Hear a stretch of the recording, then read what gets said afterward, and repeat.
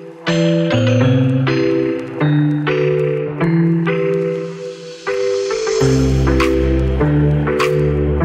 আছে বন্ধুগণ, আমার নাম সৌরভ, আমি ন্যাভিগেট মার্কেট থেকে বলছি। আজকে এসেছি একটা দারুণ খবর নিয়ে। আমাদের করিমজি আছে, করিম খান, ইনার আজকে ওয়ার্ক পারমিট এসছে ফর হাঙ্গেরি। তো আপনারাও আসতে পারেন, আমাদের এখানে দেখা করতে পারেন আপনার জবের জন্য।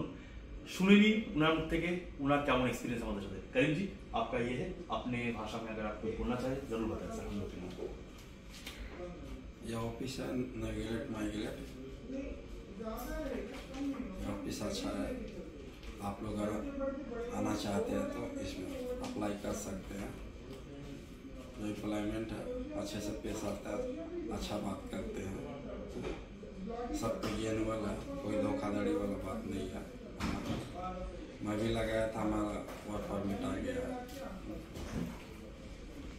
তো ফির আপনারা শুনলেন, আসুন আমাদের এখানে আর আপনার স্বপ্নের জব নিয়ে যান। ভালো থাকবেন।